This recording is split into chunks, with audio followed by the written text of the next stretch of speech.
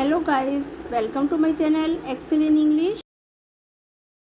आज हम करेंगे 10th क्लास की बुक से पोइट्री सेक्शन से second poem fire and ice, जिसे लिखा है रॉबर्ट फ्रॉस्ट ने।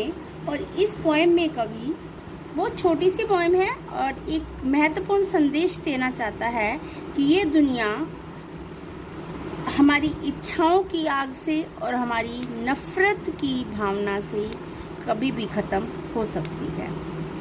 तो कभी उन लोगों के साथ भी है जो कहते हैं इच्छाओं के कारण ये दुनिया समाप्त हो जाएगी, कैसे, ये गहरा सोचने का विषय है। और कुछ कहते हैं ये दुनिया नफरत से ख़त्म हो जाएगी, तो कभी उन लोगों के साथ भी उन लोगों की बात को भी सपोर्ट करता है।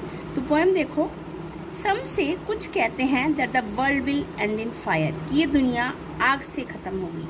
आग जो सब कुछ जलाकर खाक कर देती है, राख बना देती है, उस आग को किसका प्रतीक दिखाया है, देखते हैं पोएम में। सम से इन आइस, कुछ कहते हैं बर्फ़। बर्फ़, अगर धरती पर हर जगह बर्फ़ ही बर्फ़ हो जाए, बिल्कुल धरती जम जाए, तो लाइफ या जीवन धरती पर संभव नहीं होगा। और ऐसे ही आग सब कुछ जलाकर खाक कर देगी, तब भी जीवन संभव नहीं होगा। और बर्फ़ ही बर्फ़ होगी तो भी जीवन संभव नहीं होगा। लेकिन इस पोएम में बर्फ़ को और आग को नफरत का और इच्छाओं का प्रतीक दिखाया गया है कि कैसे नफरत इस दुनिया को ख़त्म कर सकती है, कैसे इच्छाओं की आग दुनिया को ख़त्म कर सकती है। From what I have tested of desire, कवि कहता है जो कुछ मैंने इच्छाओं के बारे में जाना है, I hold with those who favour fire, मैं उन लोगों के साथ हूँ जो आग का पक्ष लेते हैं, जो कहते हैं कि दुनिया आग से ख़त्म होगी। कैसे? आग को यहाँ इच्छाओं का प्रतीक दिखाया है। अगर इंसान की इच्छाएं जैसे बढ़ रही हैं, हर आदमी कंफर्टेबल जोन में रहना चाहता है, इच्छाओं का कोई अंत नहीं है, इच्छाएं बढ़ती रहती हैं, मेरे पास ये भी होना चाहिए, वो भी होना चाहिए।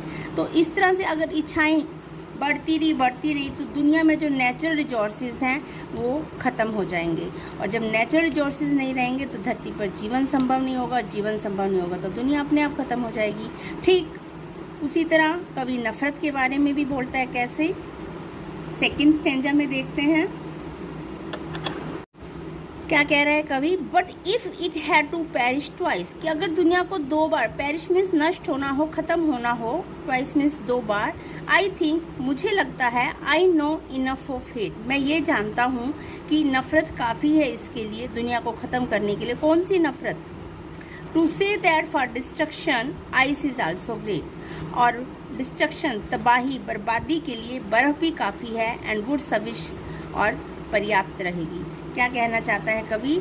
जो नफ़रत की आग है या नफ़रत अगर इसी तरह हमारे बीच बढ़ती चली गई, जैसे कभी दो लोग लड़ रहे हैं, कभी दो समुदाय लड़ रहे हैं, कभी दो देश लड़ रहे हैं, कभी दो जातियां लड़ रही हैं, तो ऐसे ही जो नफ़रत की आग है वो लोगों को ऐसे ही आपस में एक दूसरे को मार के ही दुनिया ख़त्म हो जाएगी। तो बर्फ़ जैसे तबाही ला सकती है, ऐसे ही नफ़रत की भावना भी तबाही ला सकती है।